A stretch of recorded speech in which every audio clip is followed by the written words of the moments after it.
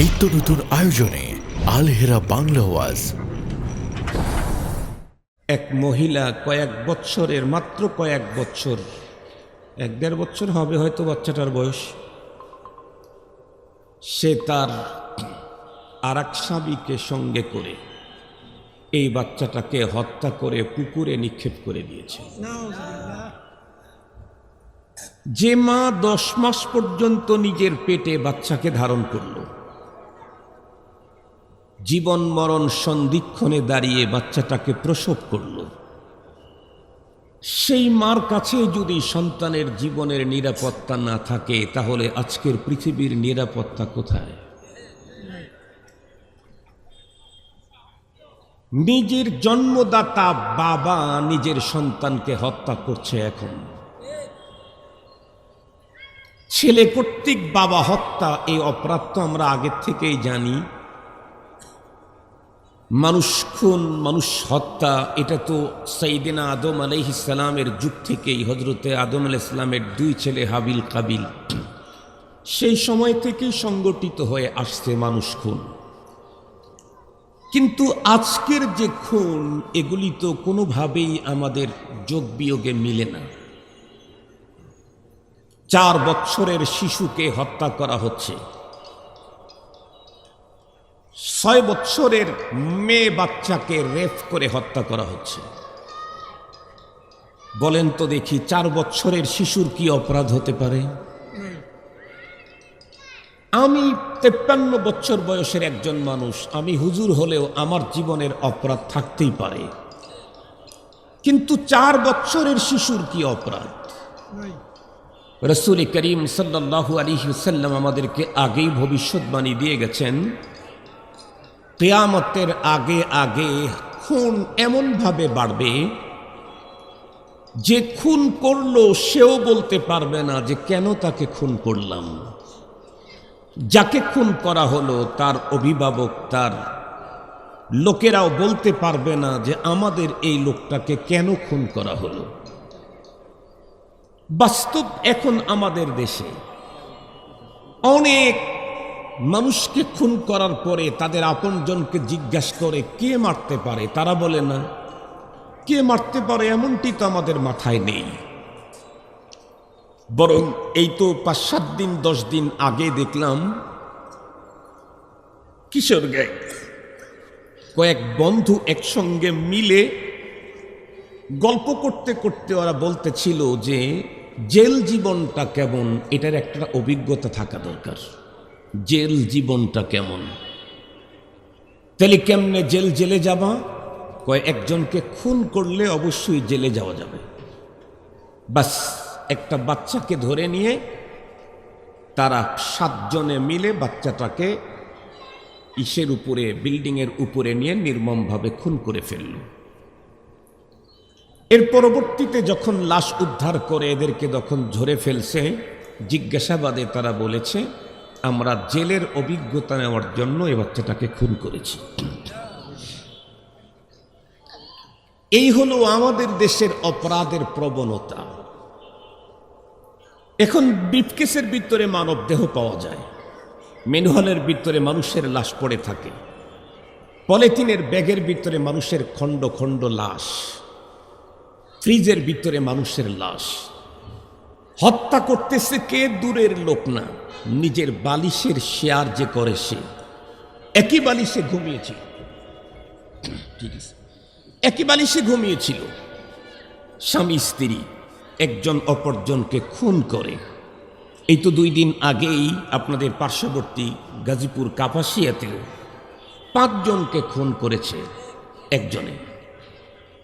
স্ত্রী 3 সন্তানও নাকি শ্যালক সহ 5 জনকে খুন করেছে। এই যে দিন যত গড়তেছে ততই খুন খারাপি বেড়েই চলছে। আর বেহায়া বেলাল্লাপনা, অশ্লীলতা কি পরিমাণে বেড়েছে, একটা কথা বলেই শেষ করে দেই।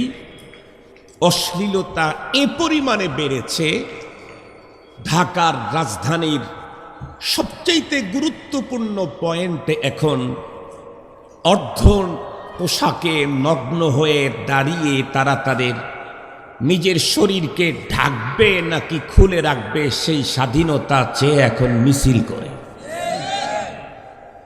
এ হলো অশ্লীলতার অবস্থা। এখন রাস্তাঘাট চলতে গেলে একজন বিবেকবান রুচিসম্পন্ন মানুষের চলা বড় দুষ্কর, বড় কঠিন। অশ্লীলতা একদম ছেয়ে গেছে। তো অন্যায় আর অশ্লীলতা আমাদের দেশকে সিরিয়াসলি গ্রাস করেছে। অনেকে ভেবেছিল ফ্যাসিবাদকে বিদায় করা হয়েছে, দেশটা সোনার বাংলাদেশ হবে। ইন্টারিম গভর্নমেন্ট লম্বা টাইম ছিলেন, চলে গেলেন। সোনার বাংলা তো দূরের কথা, রূপার বাংলাও বানাইতে পারে নাই। তখন মানুষ বলল যে নির্বাচিত সরকার আসলে তখন দেশটা একদম সোনার বাংলা হয়ে যাবে। নির্বাচিত সরকারও এসেছেন, লম্বা টাইম পার করেন নাই, কিছুদিন পার করেছেন। কতটুকুন করতে পারবেন জানা নাই। কেন? কারণ আমার দেশের রাষ্ট্র পরিচালনা হয় যেই অ্যাসেম্বলির আইনে, সেই অ্যাসেম্বলির আইন হয় মানুষের মস্তিষ্ক প্রসূত।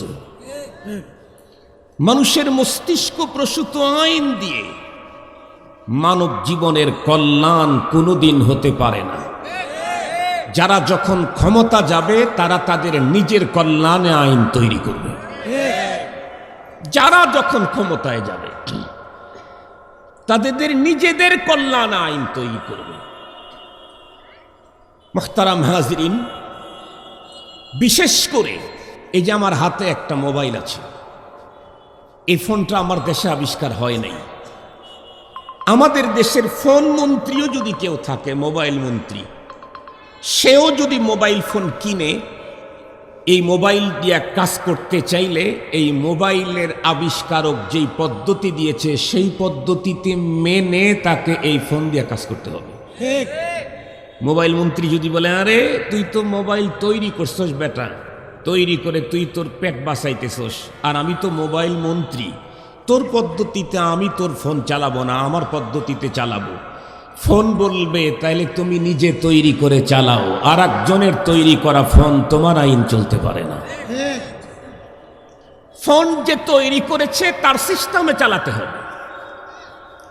এ মানব জাতিকে অন্যায় অশ্লীলতার ভয়াল গ্রাস থেকে, সায়লাভ থেকে রক্ষা করতে চাইলে আমার আপনার বানানো মস্তিষ্ক প্রসূত কোনো আইন দিয়ে, আল্লাহর নামের শপথ করে বলছি, কখনোই সম্ভব না।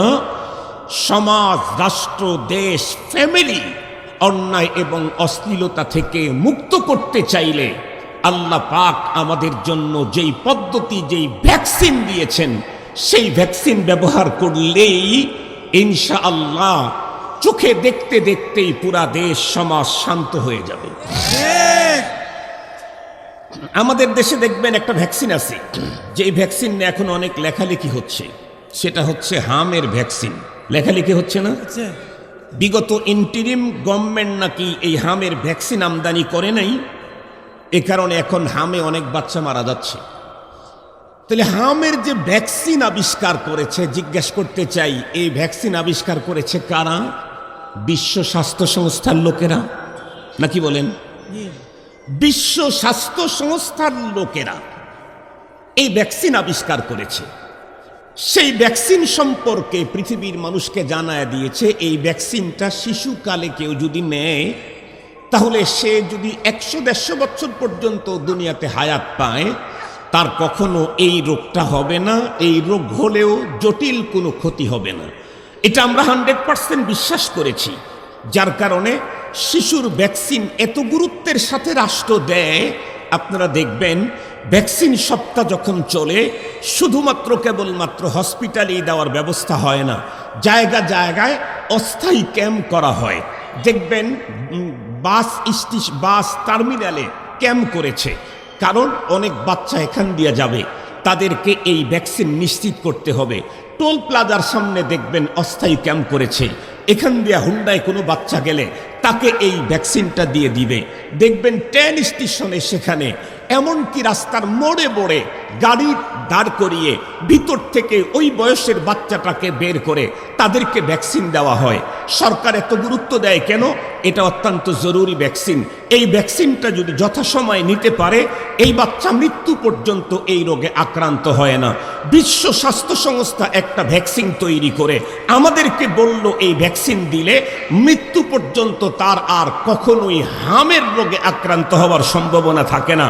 সেই কথা যদি এত বিশ্বাস হয়, আসমান জমিনের মালিক রব্বুল আলামিন সূরাতুল আনকাবুতের ৪৫ নম্বর আয়াতে কারিমাতে একটা ভ্যাকসিন আবিষ্কার করে বলে দিলেন, এই ভ্যাকসিনটা যদি তোমরা তোমাদের ভিতরে দিতে পারো, পুশ করতে পারো, তাহলে অন্যায় আর অশ্লীলতায় আক্রান্ত হওয়ার সম্ভাবনা নাই। একটা ভ্যাকসিন, একটা ভ্যাকসিন, খোদাদাত ভ্যাকসিন, আল্লাহ পাকের পাঠানো ভ্যাকসিন। আল্লাহ তাআলা বলেন, উতলু মা উহিয়া ইলাইকা মিনাল কিতাব। ওগো রাসূল, আপনি তিলাওয়াত করেন আপনার কাছে ওহির মাধ্যমে যেই কিতাব নাজিল করা হয়েছে সেই কিতাব থেকে। আর কি করেন? একটা ভ্যাকসিন গ্রহণ করেন। আকিমিস সালাত, নামাজ কায়েম করেন। নামাজ কায়েম করলে কি হবে? ইন্নাস সালাতা তানহা আনিল ফাহশাই ওয়াল মুনকার। আল্লাহ বললেন অন্যায় অশ্লীলতা, অন্যায় অশ্লীলতা থেকে নামাজের ভ্যাকসিন যারা ব্যবহার করবে তারা অন্যায় অশ্লীলতা থেকে অবশ্যই পৃথক থাকবে, দূরে থাকবে। অন্যায় অশ্লীলতা তাদেরকে টাচ করতে পারবে না। কে বলেছেন? আল্লাহ। বিশ্ব স্বাস্থ্য সংস্থা সারা জীবনে একটা ভ্যাকসিন দিয়েছে, সেইটা দিয়ে যদি মৃত্যু পর্যন্ত হামের থেকে বাঁচা যায়, রব্বুল আলামিন একটা ভ্যাকসিন দৈনিক 5 বার দেওয়ার ব্যবস্থা করেছেন। সেইটা দিলে কি অন্যায় অশ্লীলতা থেকে বাঁচা যায় না? মুহতারাম হাজরিন, আমার দেশে যারাই যখন ক্ষমতায় আসে বিশ্ব স্বাস্থ্য সংস্থার তথ্যগুলাকে খুব গুরুত্বের সাথে পালন করে, লক্ষ কোটি মিলিয়ন ডলার ব্যয় করে এদেশের মানুষদেরকে শারীরিক রোগ থেকে রক্ষা করবার জন্য। অথচ অন্যায় আর অশ্লীলতার মতো ভয়ঙ্কর আত্মার রোগ থেকে দেশের মানুষকে রক্ষা করা অনেক বেশি জরুরি। সেই রোগের মেডিসিন পাঠিয়েছেন আসমান জমিনের মালিক আল্লাহ। সেই মেডিসিন প্রয়োগ করার ব্যাপারে তাদের কোনো চিন্তা চেতনা নেই। মুহতারাম হাজরিন, নামাজ যে মানুষকে অন্যায় অশ্লীলতা থেকে বাঁচায় কেমনে? সারা জীবন তো শুনছেন যে নামাজ মানুষকে অন্যায় অশ্লীলতা থেকে বাঁচায়, নামাজ মানুষকে অন্যায় অশ্লীলতা থেকে বাঁচায়। এ ওয়াজ সারা জীবনই শুনছেন। খুব ভালো করে কথাটা বোঝার জন্য চেষ্টা করেন।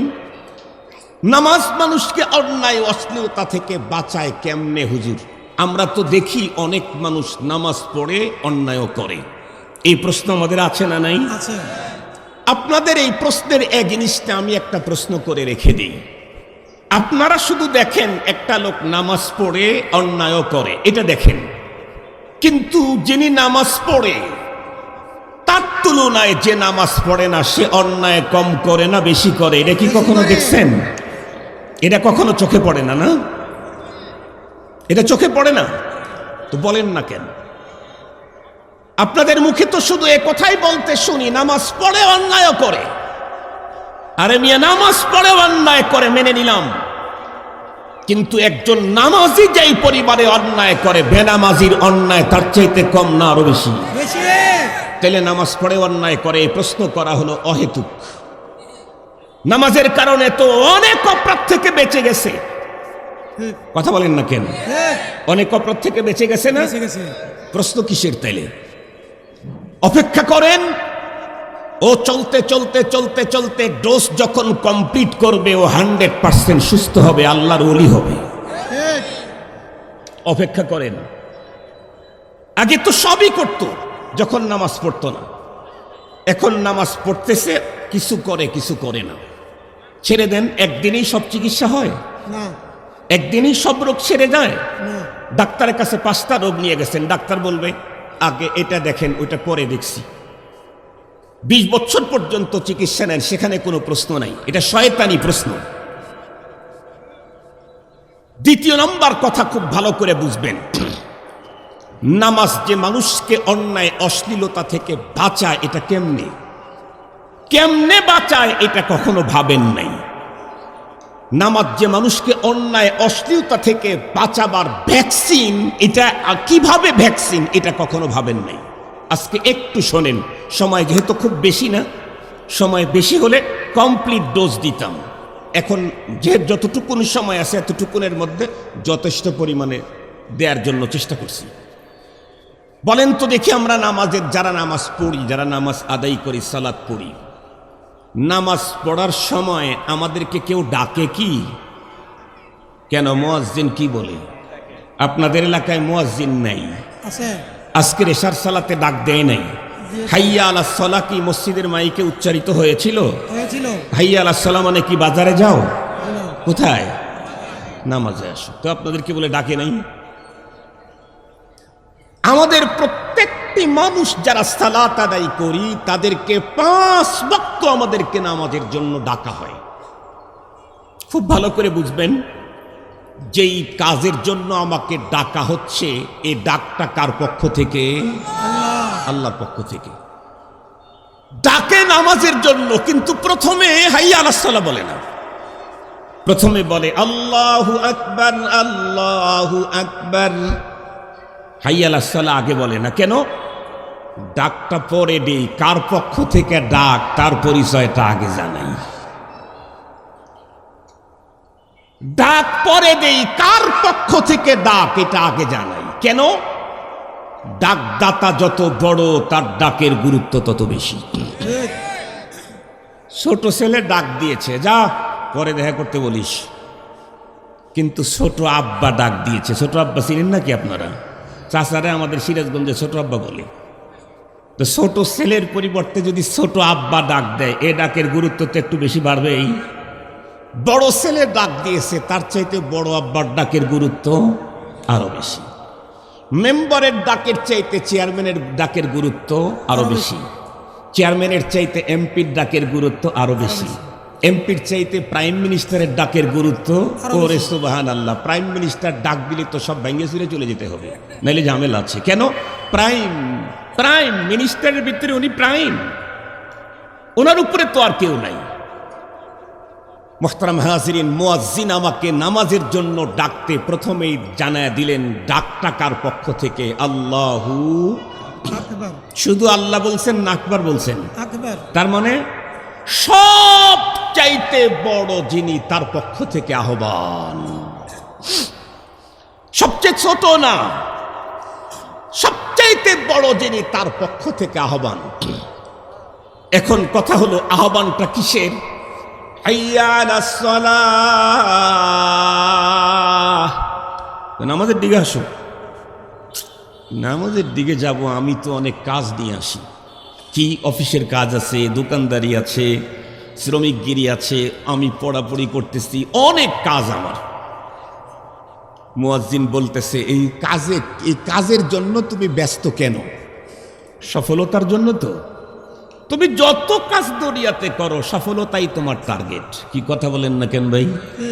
কৃষি কাজ করে সে সফলতার জন্য, চাকরি করে সফলতার জন্য, নকরি করে সফলতার জন্য, তারপরে কি রাজনীতি করে সফলতার জন্য, তার বড় সফলতার জন্য, আরো কত কিছু। সব কিছুর মূলে হলো সফলতা।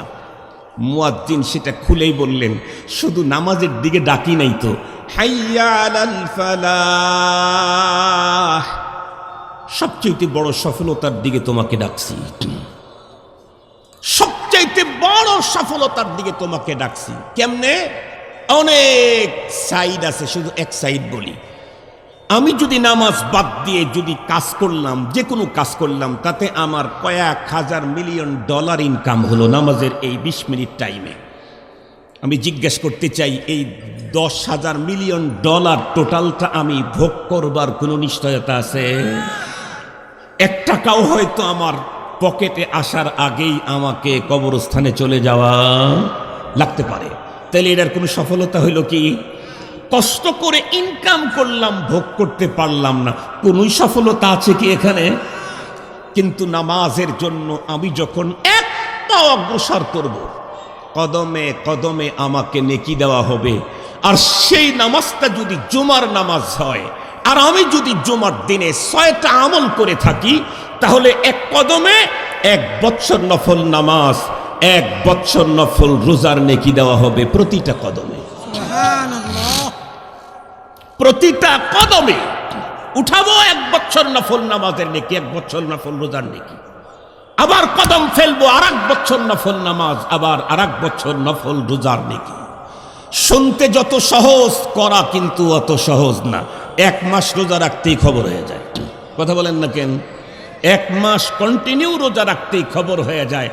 শুনতে যত সহজ, করা অত সহজ না। মুসলমান ভাইয়েরা আমার, ভালো করে বুঝেন, মুয়াজ্জিন আমাকে যখন নামাজের জন্য ডাকলেন, সর্বপ্রথম উনি আমাকে স্মরণ করায় দিলেন আল্লাহু আকবার। ডাক আসছে সবচাইতে বড় যিনি, তার পক্ষ থেকে। এই কথাটা আমার মাথার ভিতরে ঢোকার পরে আমাকে ডেকে নিয়ে যাওয়া হলো, হাইয়া আলাস সালাহ, নামাজের দিকে আসো। আমি যখন নামাজ পড়তে যাব, শরীয়ত আমাকে সিস্টেম দিয়ে দিল, নামাজ পড়তে গেলে আগে তোমার নামাজের বাহিরে ভিতরে 13টা ফরজ কাজ আছে। এই কাজের কোনো একটা যদি তোমার ছাড়া পড়ে, বাইতুল্লাতে গিয়ে নামাজ পড়লেও সেই নামাজ হবে না। নামাজ পড়তে চাও, নামাজের ভিতরে আর বাইরে ফরজ আছে কয়টা? 13টা। ওয়াজিব আছে কয়টা? 14টা। নামাজের বাহিরে আর ভিতরে যেই ফরজগুলি আছে, তার ভিতরে সর্বপ্রথম যেই ফরজটা বন্ধুরা আমার, সেটা হলো বন্ধুরা আমার, নামাজের ভিতরে যে কাপড়টা পরে যাব, সেই কাপড়টা পাক হওয়া লাগবে। আমি যেই শরীর নিয়ে নামাজে যাব, সেই শরীরটাও পাক হওয়া লাগবে। আমি যেই জায়গায় সালাত আদায় করব, সেই জায়গাটাও কি হওয়া লাগবে? কথা বলেন না কেন? কি হওয়া লাগবে? শরীর পাক, কাপড় পাক, নামাজের জায়গা পাক। তার মানে প্রথমেই আমাকে শিখাইয়া দিল অপবিত্রতার কোনো সিস্টেম এই জায়গায় নাই। তুমি যাচ্ছ নামাজের দিকে, তোমাকে তো ভ্যাকসিন দেওয়া হবে। কিসের ভ্যাকসিন? যেই ভ্যাকসিন তুমি গ্রহণ করলে অন্যায়ের মতো খারাপ জিনিস তোমার দ্বারায় হবে না, অশ্লীলতার মতো ভয়ঙ্কর মন্দ জিনিস তোমার দ্বারায় হবে না। এই ভ্যাকসিনটা নিতে চাইলে আগে তোমার বডিটাকে পবিত্র করে আসতে হবে, কাপড়টাকেও পবিত্র করে আসতে হবে।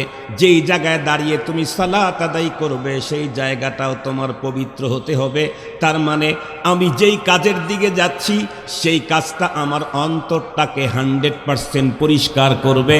তার আগে আমি আমার উপরটা পরিষ্কার করে নিয়ে গেলেই হবে।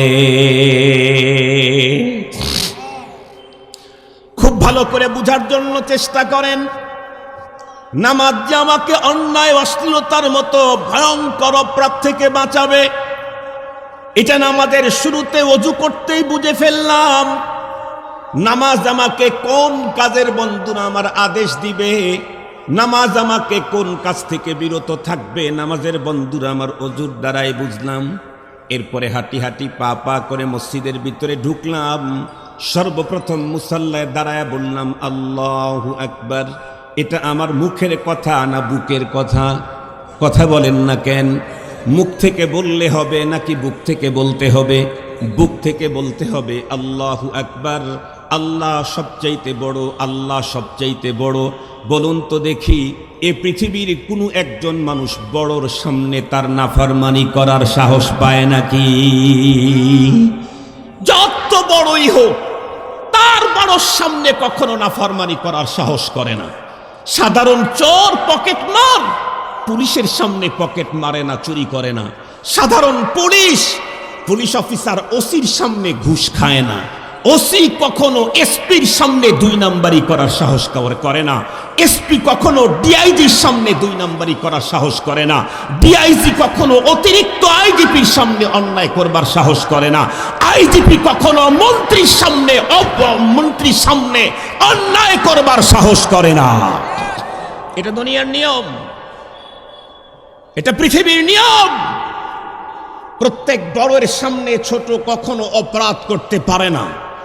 মুসাল্লায় দাঁড়ায় আমি স্লোগান দিলাম আল্লাহু আকবার। এখন আমার দ্বারায় অন্যায় অশ্লীলতা হওয়ার আর সম্ভাবনা, কথা বলেন না কেন, হবে কি? এরপরেও কি করলাম আমি আপনাদেরকে শুধু বুঝানোর জন্য বলতেছি, আবার অন্যটা নিয়েন না। মিসাল মুমাসসাল্লাহুর ভিতরে মিন কুল্লিল ওযু মুতাবাকাত থাকে না, লিআদনা মুনাসাবাত, এ কোনো একদিক থেকে মিলের কারণে মিসাল দেওয়া হয়। ভালো করে বুঝবেন। নামাজে দাঁড়ানোর পরে আল্লাহু আকবার, সুবহানাকা আল্লাহুম্মা ওয়া বিহামদিকা ওয়া তাবারাকা ইসমুকা ওয়া তাআলা জাদ্দুকা ওয়া লা ইলাহা গায়রুক। এরপরে সূরাতুল ফাতিহা, আমাকে যেন রব বলতেছেন পড়ো আমার কোরআন থেকে। আমি তখন পড়া শুরু করে দিলাম, আলহামদুলিল্লাহি রাব্বিল আলামিন আর রহমানির রহিম মালিকি ইয়াউমিদ্দিন ইয়াকা না'বুদু ওয়া ইয়াকা নাস্তাঈন। এটা দিয়েই তো নামাজ পড়েন না, এটা বাদ দিয়ে পড়েন আপনারা, এটা দিয়ে পড়েন, এই অংশটাও পড়েন। হ্যাঁ, তাহলে এবার আসেন, ইয়াকা না'বুদু ওয়া ইয়াকা নাস্তাঈনের কি অর্থ? ইয়াকা না'বুদু, আমরা আপনারই ইবাদত করি, ওয়া ইয়াকা নাস্তাঈন, আমরা আপনার কাছেই সাহায্য চাই, আপনারই ইবাদত করি, আপনারই গোলামি করি। তার মানে আপনার গোলামির বাইরে আমরা যাই না, যাব না। এই কথাগুলি বন্ধুরা আমার দৈনিক 5 বার আল্লাহর ঘরের ভিতরে ঢুকে ঢুকে নামাজি বলতে থাকে। 5 বার 5 মর্তবা, কিন্তু বলে কি 5 মর্তবা? না না, প্রতিটি রাকাতেই আল্লাহকে বলতে থাকেন ইয়াকা না'বুদু ওয়া ইয়াকা নাস্তাঈন। আয় আল্লাহ, আমরা আপনারই ইবাদত করি, আপনার কাছেই সাহায্য চাই। এই কথাটা প্রতিটি রাকাতে রাকাতে বললাম 5 বার আল্লাহর ঘরে গিয়ে। বলুন তো দেখি, তারপরে যখন কোরআনে পাকের তেলাওয়াত শেষ হয়ে গেল, একটা পর্যায়ে মনে হয় যেন আমার রব বললেন এখন রুকু করো। আমি রবের হুকুমেই রুকু করলাম, দীর্ঘক্ষণ পর্যন্ত রবের তাসবিহ পড়তে থাকলাম। মালিক যেন আমাকে বললেন তুমি মাথা উঠাও, সামি আল্লাহু লিমান হামিদা বলে আমি আবার দাঁড়াইলাম। বলুন তো দেখি, এ দাঁড়ানো কার অর্ডারে? আরো জোরে বলেন না কেন? ওয়ারকাউ ওয়াসজুদু ওয়া'বুদু রাব্বাকুম ওয়াফআলুল খায়র। আমি বলছি না, আল্লাহ বললেন। মুহতারাম হাজিরিন, ভালো করে বুঝেন। তাহলে আমি এরপরে যখন মাথা উঠাইলাম, রব্বুল আলামিন যেন আমাকে বললেন এখন সেজদায় লুটে পড়ো। আমি তখন আল্লাহু আকবার বলে সেজদায় চলে গেলাম। কার অর্ডারে বলেন না ভাই? কার অর্ডারে? আল্লাহর অর্ডারে।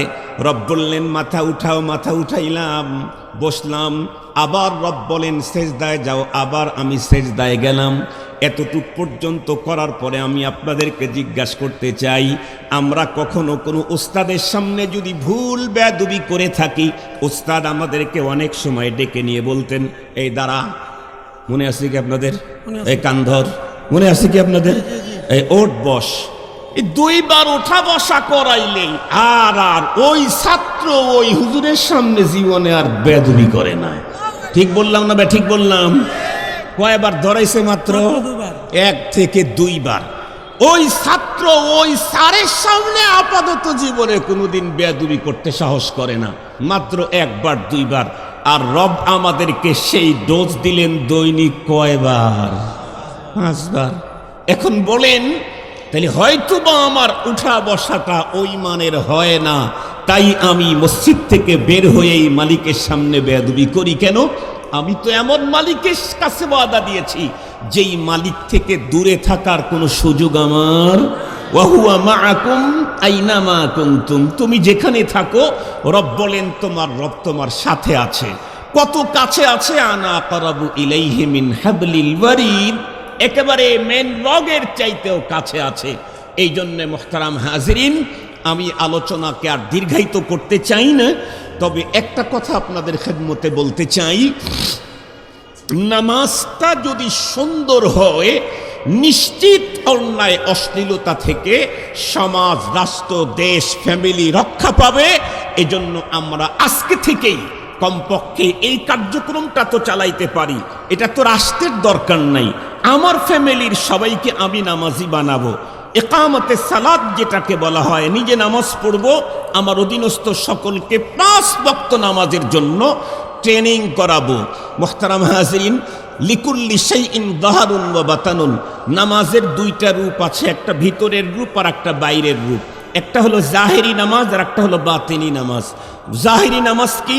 রুকু করা, সেজদা করা, কিয়াম করা, জলসা করা, তেলাওয়াত করা, তসবিহ পড়া, এগুলা হলো উঠা বসা, এটা জাহেরি নামাজ। বাতিনি নামাজ কি? উবুদুল্লাহ কাআন্নাকা তারা ফাইন লাম তাকুন তারাহু ফাইন্নাহু ইয়ারাক। ওইটা আরেকটা বিষয়, আরেকটা সাবজেক্ট। এটা হযরত উলামায়ে কেরামের কাছ থেকে আমরা যদি জেনে নিয়ে প্রকৃত অর্থে যদি সালাত আদায় করতে পারি, আমি আপনাদেরকে ওভার 100 নিশ্চয়তা দিচ্ছি, ওভার 100 আমি আমার ফ্যামিলির প্রত্যেককে যদি নামাজের উপরে অভ্যস্ত করে গড়ে তুলতে পারি, প্রকৃত পদ্ধতিতে যদি সালাত আদায় করাইতে পারি, আমার ঘরের ভিতরে অন্যায় অশ্লীলতা থাকবে না। কয়েকটা ঘর মিলেই তো একটা মহল্লা, কয়েকটা মহল্লা মিলেই তো একটা গ্রাম, কয়েকটা গ্রাম মিলেই তো একটা ওয়ার্ড, কয়েকটা ওয়ার্ড মিলেই তো একটা থানা, কয়েকটা থানা মিলেই তো একটা জেলা, কয়েকটা জেলা মিলেই তো একটা বিভাগ, কয়েকটা বিভাগ মিলেই তো একটা দেশ। আমার থেকেই শুরু হোক ইনশাআল্লাহ। এদেশের ভিতরে যতই ভয়ঙ্কর রূপে অন্যায় আর অশ্লীলতার সাইলাব দেখি না কেন, নামাজ যদি কায়েম করতে পারি, আমাদের প্রত্যেকের ফ্যামিলিতে আল্লাহ পাকের কাছে কোরআনে পাকের উপরে আস্থা রেখেই বলছি, এ সমাজ অন্যায় অশ্লীলতা থেকে মুক্ত হবেই হবে। আল্লাহ তাআলা আমাদেরকে আলোচিত কথা বুঝবার, এর উপরে আমল করবার তৌফিক দান করুক।